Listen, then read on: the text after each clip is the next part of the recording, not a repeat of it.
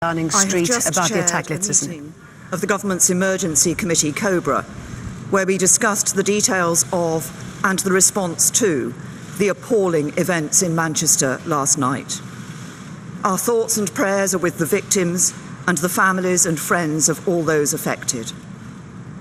It is now beyond doubt that the people of Manchester and of this country have fallen victim to a callous terrorist attack.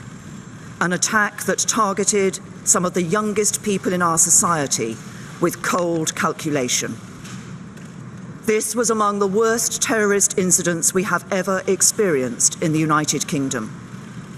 And although it is not the first time Manchester has suffered in this way, it is the worst attack the city has experienced and the worst ever to hit the north of England. The police and security services are working at speed to establish the complete picture, but I want to tell you what I can at this stage. At 10:33 last night, the police were called to reports of an explosion at Manchester Arena in Manchester city centre near Victoria train station.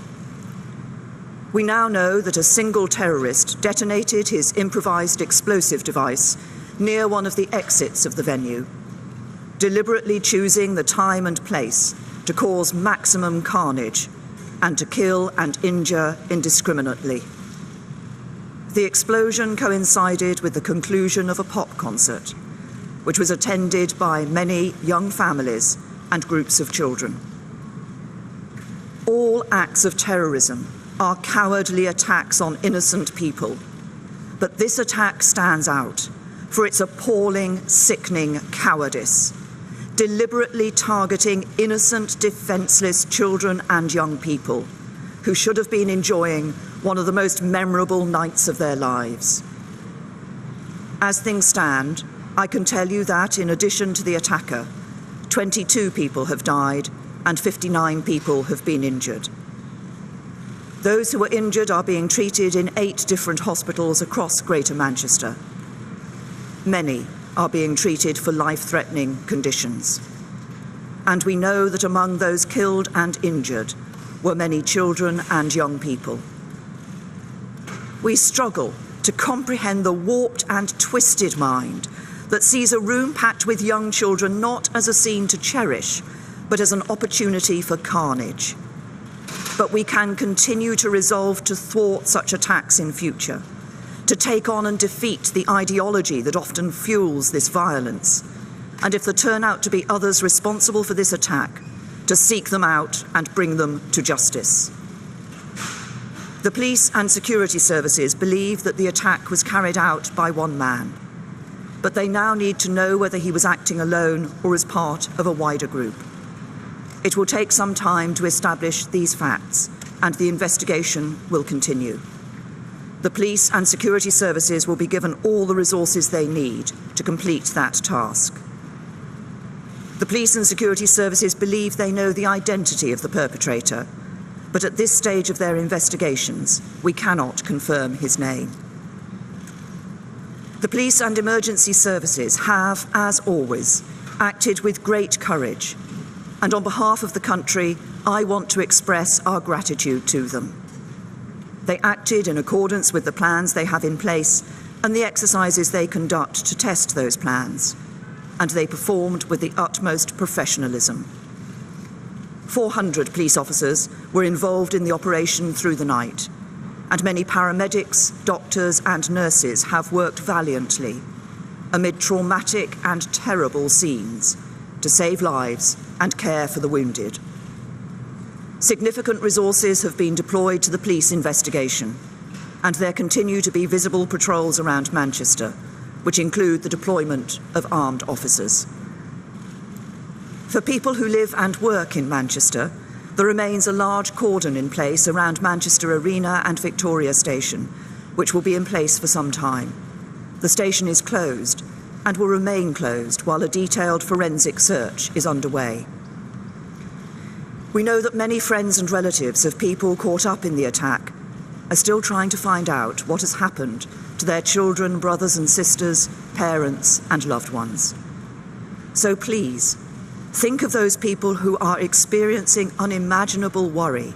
And if you have any information at all relating to the attack, please contact Greater Manchester Police. The threat level remains at severe. That means that a terrorist attack remains highly likely.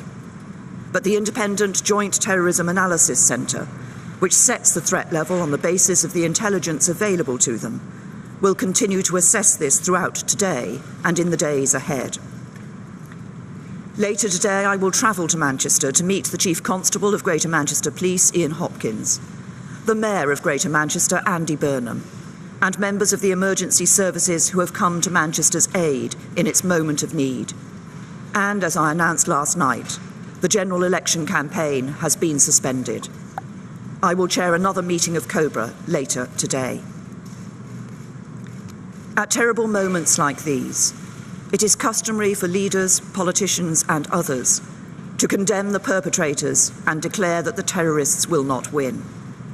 But the fact that we have been here before, and the fact that we need to say this again, does not make it any less true. For as so often while we experienced the worst of humanity in Manchester last night, we also saw the best. The cowardice of the attacker met the bravery of the emergency services and the people of Manchester. The attempt to divide us met countless acts of kindness that brought people closer together. And in the days ahead, those must be the things we remember. The images we hold in our minds should not be those of senseless slaughter, but of the ordinary men and women who put concerns about their own safety to one side and rushed to help. Of the men and women of the emergency services who worked tirelessly to bring comfort, to help, and to save lives. Of the messages of solidarity and hope of all those who opened their homes to the victims. For they are the images that embody the spirit of Manchester and the spirit of Britain, a spirit that through years of conflict and terrorism has never been broken and will never be broken. There will be difficult days ahead. We offer our thoughts and prayers to the family and friends of those affected. We offer our full support to the authorities, the emergency and the security services as they go about their work. And we all, every single one of us, stand with the people of Manchester at this terrible time.